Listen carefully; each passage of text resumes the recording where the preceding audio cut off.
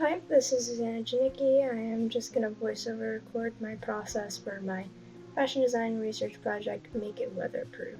I begin this video with me pattern making, but this project actually started significantly before this, like a couple months, where I was really itching to make a ready-to-wear garment for snowboarding, specifically like that could withstand the cold and the water that those garments take.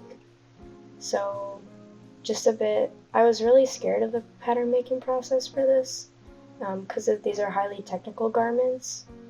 So, I spent a lot of time doing that, labeling, cutting, measuring, and then I'm on to my mock up, which also took probably a good 2 days to simply cut out. I think at this point I had about 77 pattern pieces, and some that need to be cut out, 2, 3, or 4. I think one pattern piece I had to cut out 8 separate pieces for, so lots of cutting.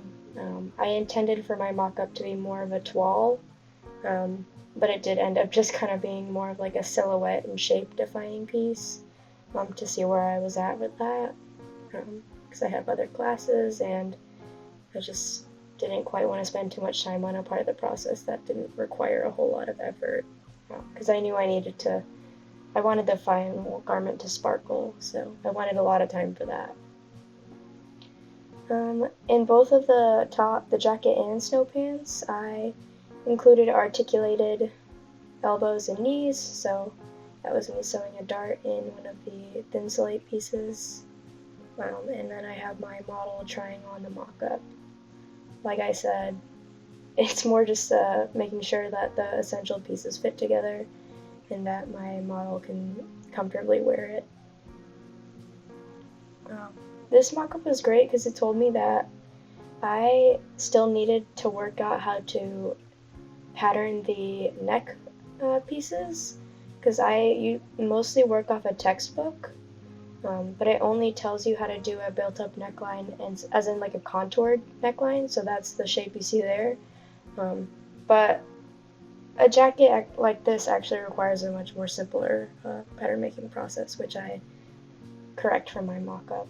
And then this is me creating my laser cut pieces in Illustrator.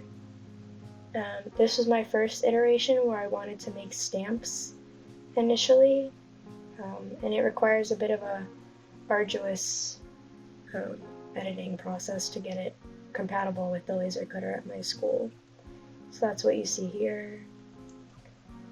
Is switching things to red because that's what the laser cutter reads as cut, and black is to engrave. So I'm expanding my shapes and creating those stamps as I want to stamp these little faces onto my jacket. Because I really like how a lot of snowboarding wear has prints, but I find them tacky, and I think there's a lot of room for improvement with design and like playfulness in people's garments for that. So I wanted to bring a bit of my own, I guess, fun and like playfulness to these.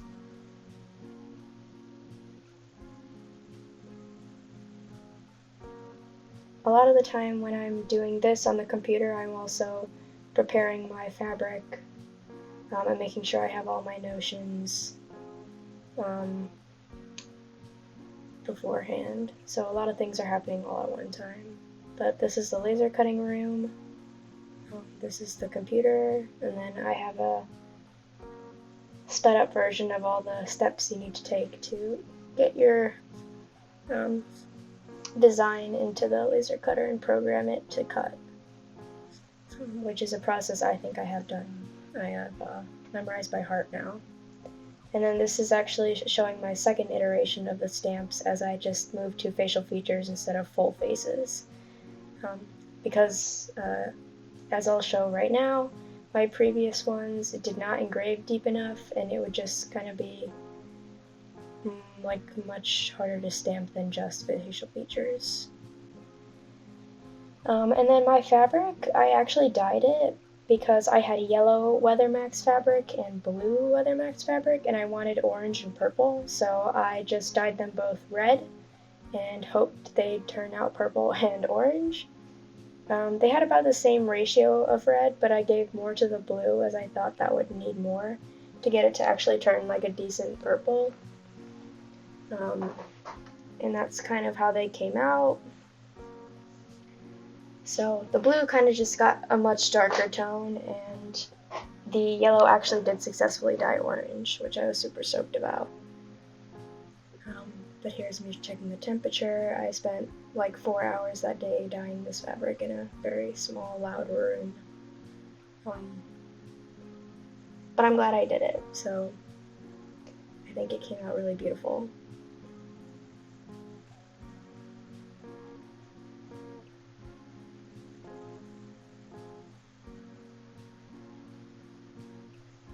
A lot of separate surface treatments went into this garment. As I'll show in a bit, I have 3D printed notions, I have the dyed fabric, I have the laser cutting for the stamps that I screen print onto the garment itself. This was mostly just a project for experimenting and trying to find interesting ways to make rather boring, like old design choices and repetitive design choices in these garments kind of fun and like unique and updated. As you'll see with the toggles being little stars that are also faces, and the stamps kind of adding a fun, like, cute element that is also very wearable on a slope.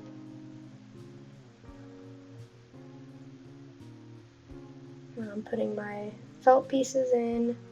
These I actually made a face mask for, because these very successfully dyed like a very beautiful like purple, almost not magenta, but like just like kind of like a royal purple. They came out really good. I just kind of wish the blue fabric came out better, but that's part of the process to not always get what you want. But I'm glad I experimented and saw that that wasn't entirely successful. And I know Gore-Tex has a lot of purple shades. It has a much larger color availability than Weathermax does.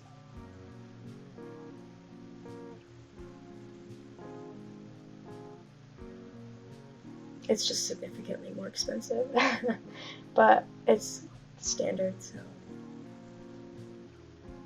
perhaps I'll research it more and use it more extensively in my thesis. And then once my fabric was dyed, I could obviously move on to cutting it out.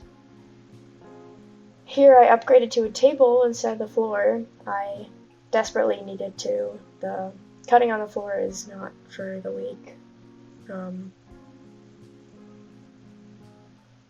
Yeah, this was much better to cut on the table, and I have hours of me cutting out fabric, but this is me cutting out my jacket's contrast. That blue fabric I was just dyeing there. Cutting my pieces out for that. I'm gonna use a bunch of fashion books as my pattern weights because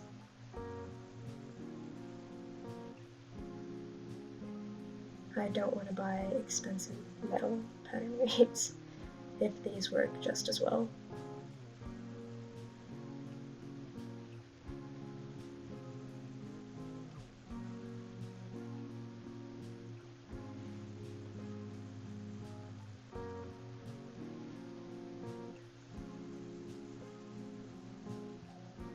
And then I'm moving on to my sewing. Here I'm sewing my lining onto my fleece pieces, which I patterned a bit incorrectly, so they came out a little bit longer than my outerwear pieces, but perhaps that's for the better, as then it's more comfortable for the wearer.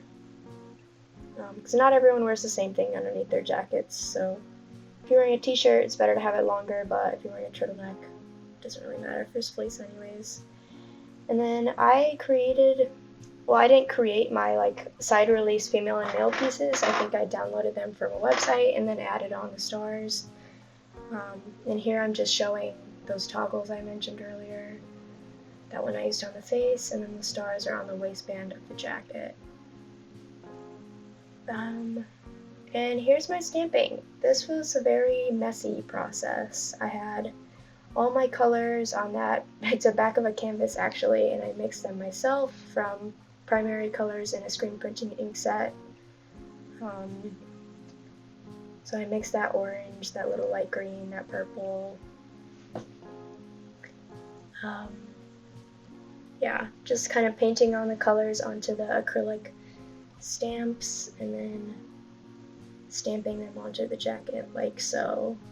And then you'll see me freehand some stuff because you really have to plan out your sizing very meticulously. I think a lot of my noses and my eyebrows came out much larger than my face shapes and eyes, so it was just easier for me to use a paintbrush and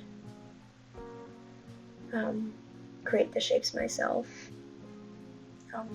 But this took about a day, and then I let them cure for about 2 days before I heat set them with my iron, just here at home. And they should be, according to many different instructions I've read, ready to go outside and withstand rain and snow and mud.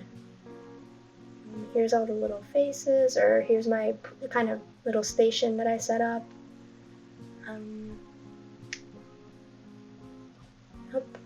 Very messy, really fun though. I really love this process. The more creative, fun, like artistic parts of these are always the most interesting to me.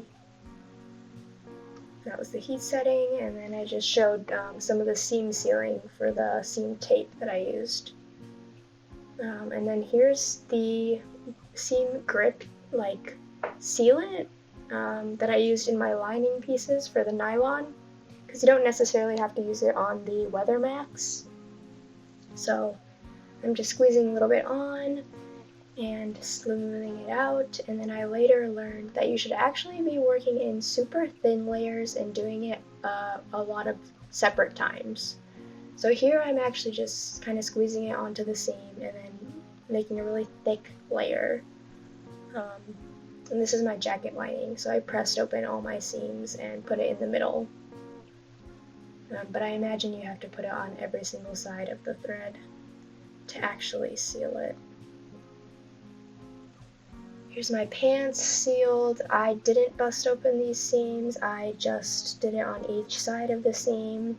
I was just kind of experimenting with different ways I think that it could be done, but I'd probably do it the way I did on the jacket with the pressed open seams.